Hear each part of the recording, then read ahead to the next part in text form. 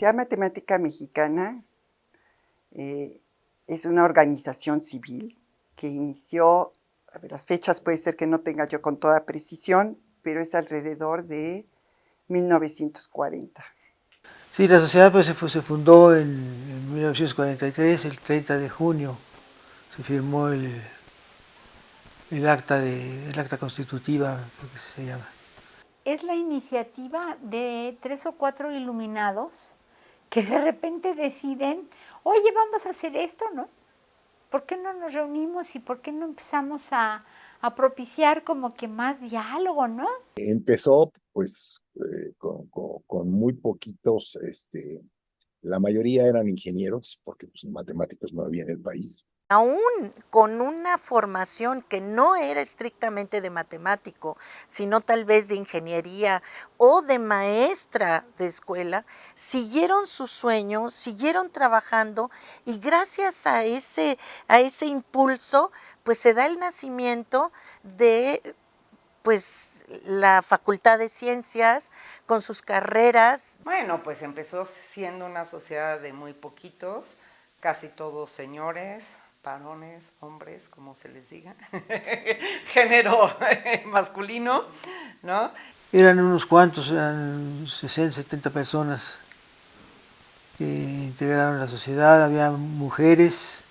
Yo creo que desde sus inicios, entre los fundadores de la sociedad, había mujeres. O sea, que es lo que nosotros llamamos las pioneras.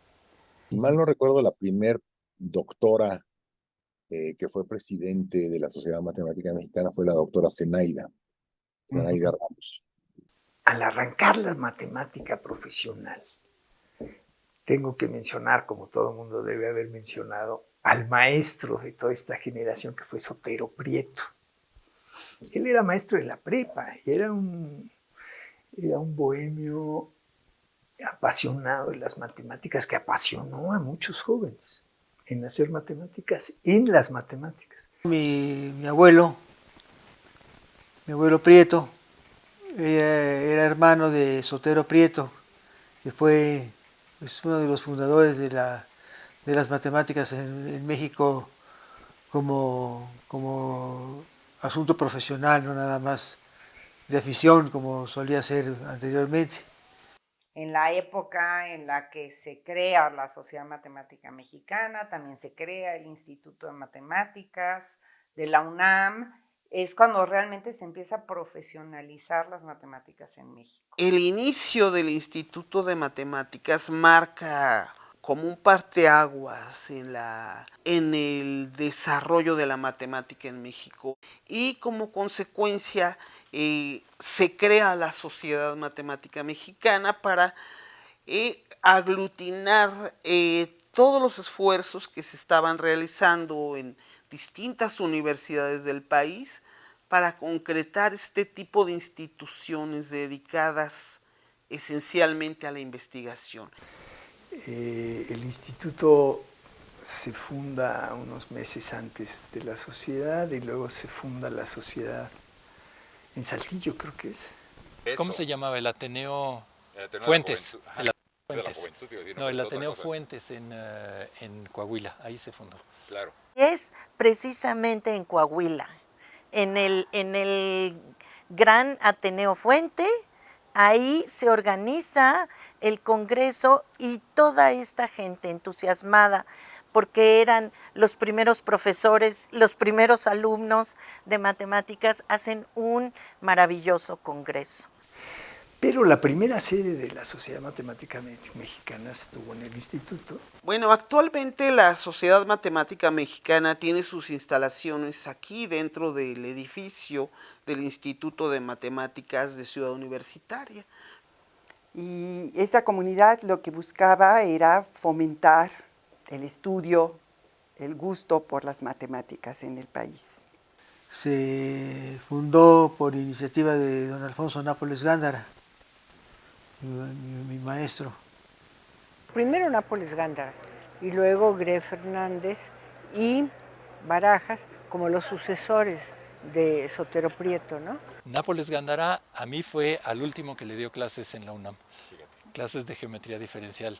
me encantó. Y después de eso se retiró. Él es de los fundadores y de los primeros presidentes de la Sociedad Matemática Mexicana. Nápoles Gándara es el primer director del instituto y en algún momento debe haber sido presidente de la sociedad, no me cabe la menor duda. Que él se va a hacer el doctorado en MIT, pero en lugar de hacer investigación él, prefería tomar clases, tomaba 11 cursos, no sé qué, para aprender la matemática avanzada y traer la matemática avanzada al país. Era muy didáctico el maestro Nápoles Gándara, ¿sí?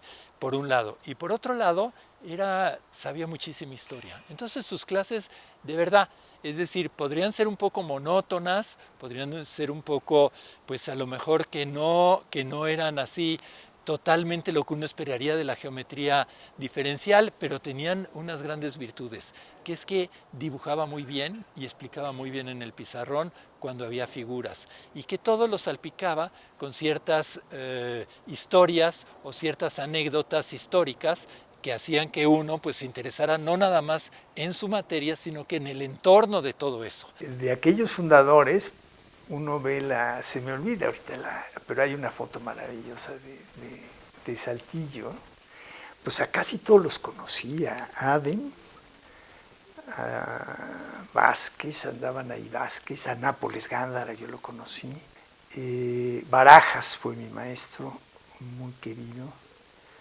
De que Félix Resillas se andaba por ahí. En fin, todos ellos, Guillermo Torres. O sea, yo sí tomé clases con los meros fundadores. Sí, Guillermo Torres me dio los cursos de cálculo 3 y cálculo 4.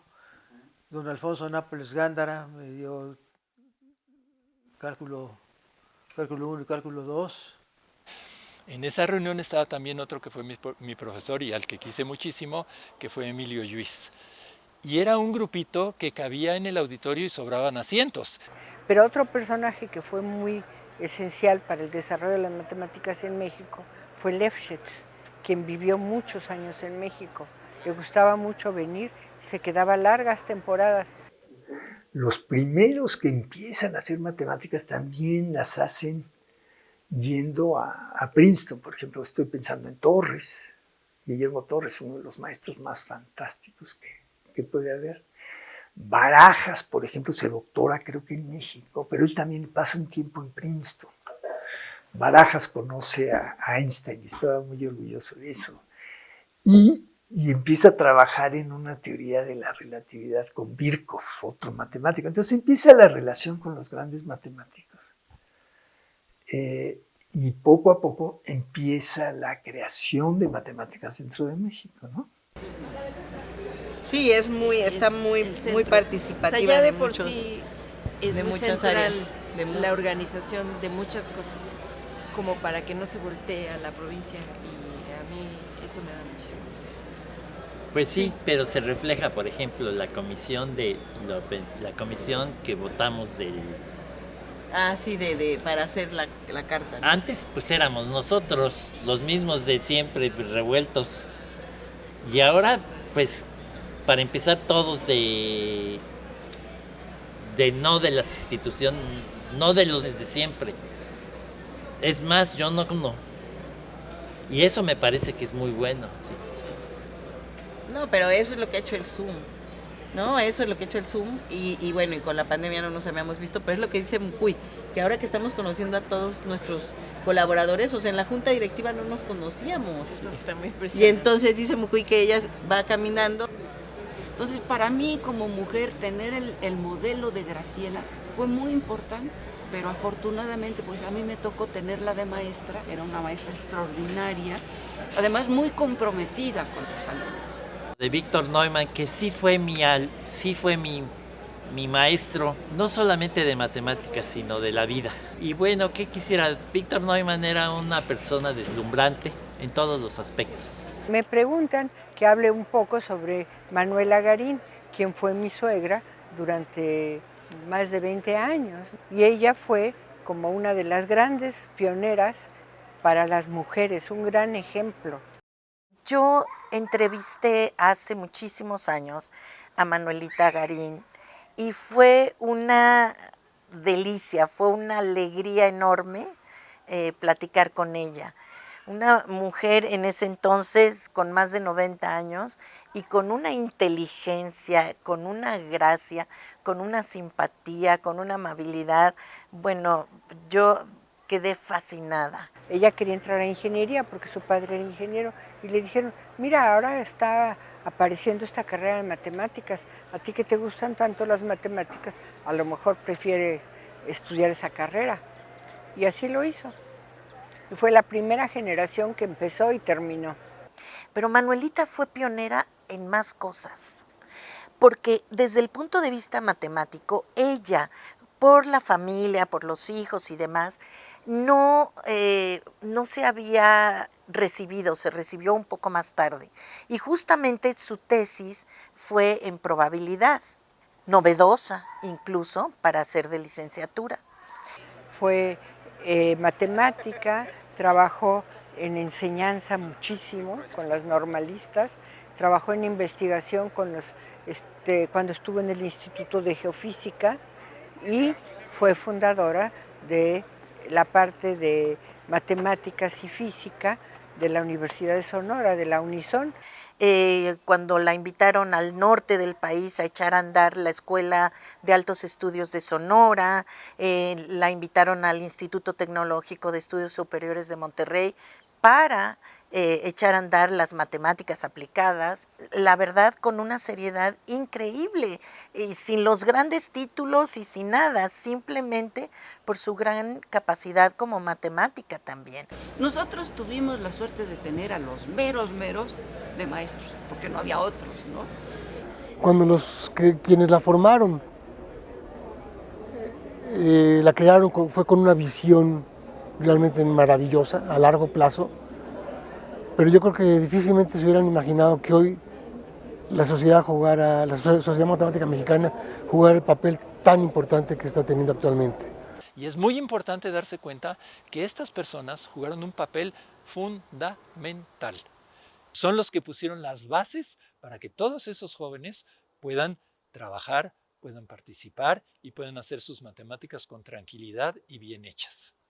Y bueno, ahora pues prácticamente en todos los estados del país se imparte la carrera de matemáticas, cosa pues que cuando yo era estudiante no pasaba, ¿no? Hay muchas universidades que no se conciben sin el ímpetu de Javier, de Pepe, de Alberto, de Santiago, de todos nuestros grandes maestros. Yo creo que, y yo recuerdo a ellos, pero antes que Javier, Alberto, Santiago, María Emilia, estaba Sotero Prieto, Barajas, Carlos Greff, en esta intersección de matemáticas y física.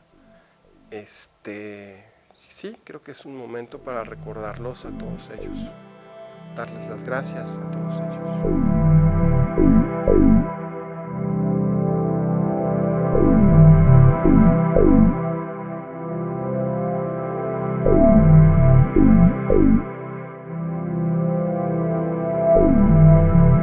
Thank you.